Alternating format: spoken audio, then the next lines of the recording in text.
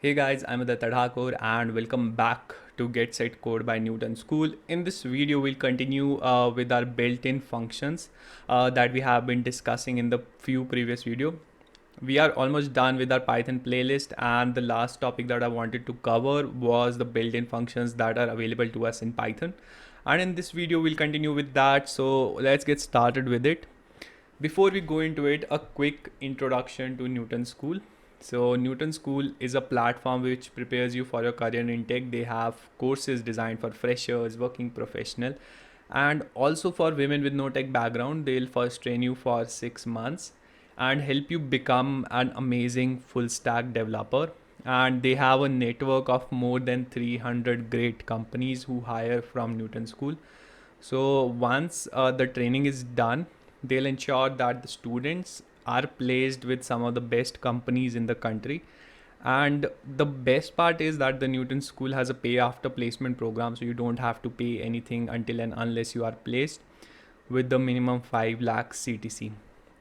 So a bit about the Launchpad Initiative. It's taken by Newton School for people who want to start coding from scratch and learn the basics of different programming languages for absolutely free of cost. So this video would also be available in the Launchpad section where you can practice several quizzes and assignments related to this course. What I'll do is I'll quickly go over to newtonschool.co, and here on the website, if you haven't already, you can create a new account, but since I do already have an account, so I'll just log into my account and I'll go over to the playground and go down to algorithm playground. Now you can create a new one or use an existing one. So what you have to do is basically, if you create a new, you will have to select the Python compiler before you write any code. And what I want to do in this video is take up the filter function. So the filter function is used to return a new, like it returns an iterator where the items are filtered through a function. So you have a filter function, you pass in a function and they'll be filtered, and through a function, like we'll use a function inside the filter function to test if the items are eligible or not. So it will be more clear with an example. So let me just take up an example. Let us say like there is a list of marks of students, right? So there is someone who's got 30 marks. There is someone who has got an amazing 80 marks. And there are students with like 20, 15, even 40 and 90 marks. So this is like a list of the different marks that we have.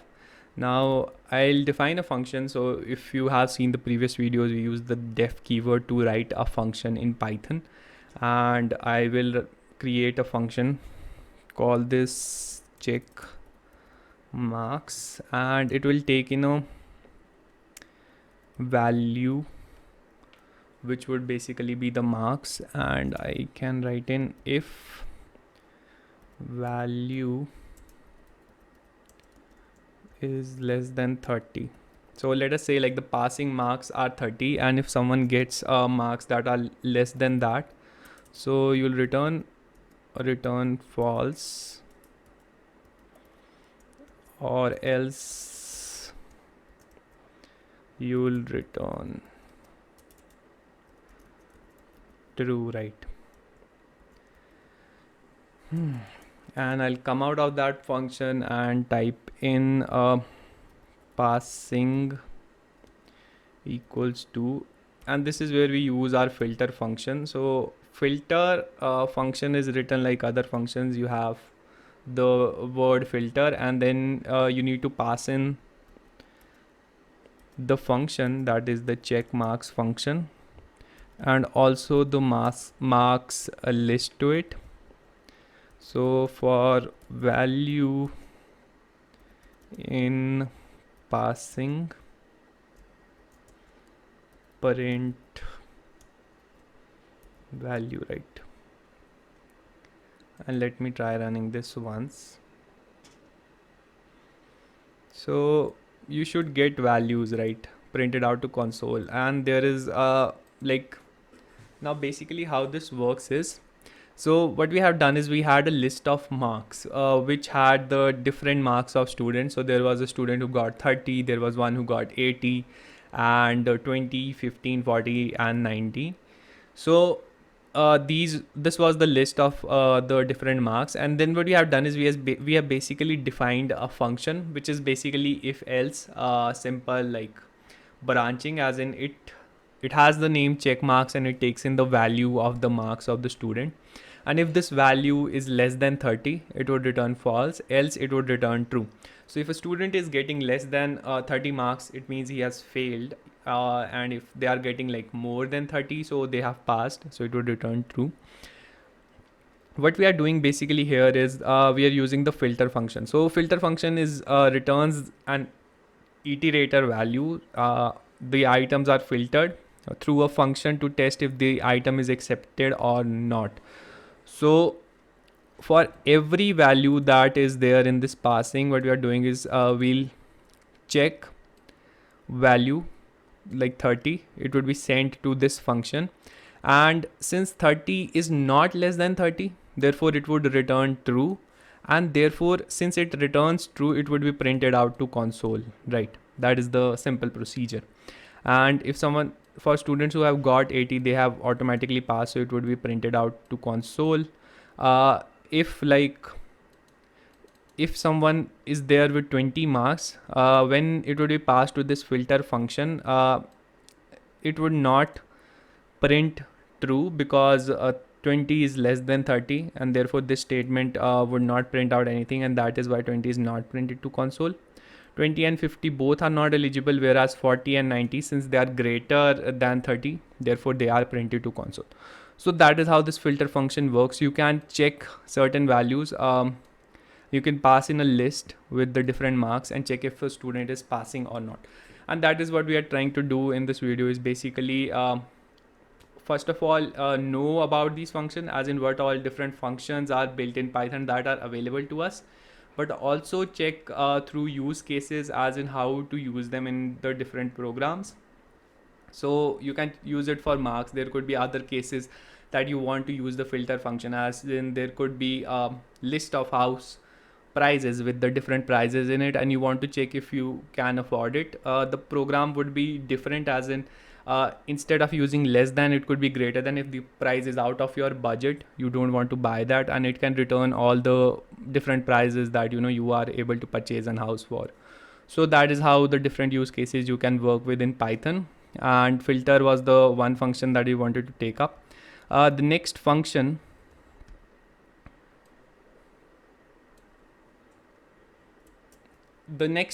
that I want to take up is the frozen set function.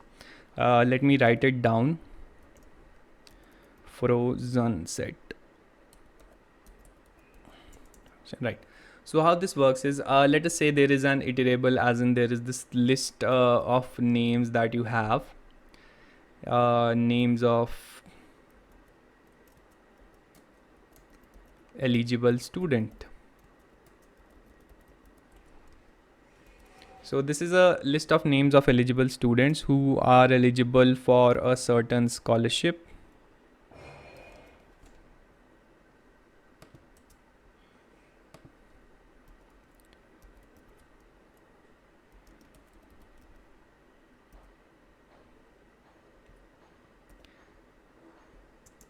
And you don't want anyone to tamper with it, as in you don't want to add a new name or have it changed later on, because lists are modifiable. Like I can change a list very simply, as in names of eligible student, type in one,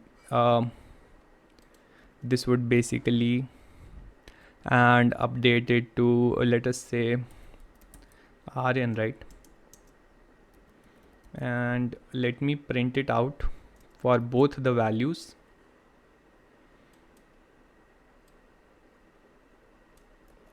As in I want to use a print statement here, and also want to use a print statement before it was changed. So let me try running this program, and you will see like initially it was Aman, but then somebody modified it and it became Aryan. So this is like list of eligible students. You don't want someone to be able to tamper with it. So what you can do is basically use the frozen set function, as in you can type in names of eligible students. The first list could be name of students, and the second could become the name of students who are really eligible. And you want to freeze this list, so you can use the frozen set function, and you can pass in this list of students, name of students, to it. And I'll comment this out for some time, and let me try this running this program again once. So getting a standard error because object is not subscriptable, and once you have made it into frozen set, it has become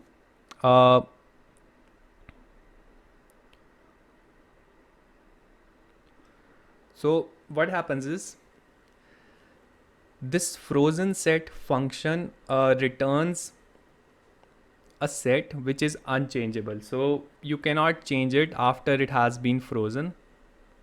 And we are getting this annum printed out to console, but if I'll try to change the value of any of the elements, I'll get an error, because after it has been converted to a frozen set, it cannot be updated. So it's like a set which is unchangeable and you would not be able to change it.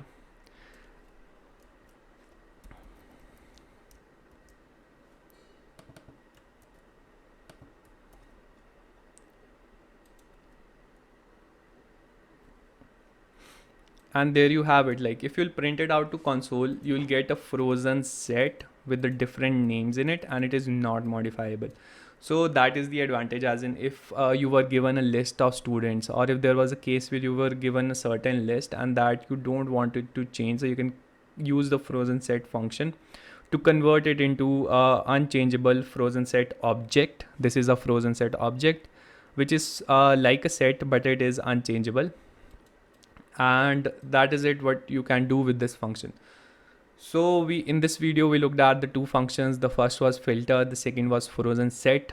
Filter, as I said, you can use it to filter out certain values, whereas frozen set, you can use it to create a frozen set object which is unchangeable. And there are different use cases that you can work on using these two functions. It is important to know what all functions are available to us, so that when required, we can use them in our Python programs. And that is what is the aim of these particular videos. So if you haven't watched the previous videos, or do check them out, there are a few functions mentioned there. And if you're new here, don't forget to subscribe the channel and hit the notification bell icon to stay updated with the new videos as they come out. And thank you so much for watching.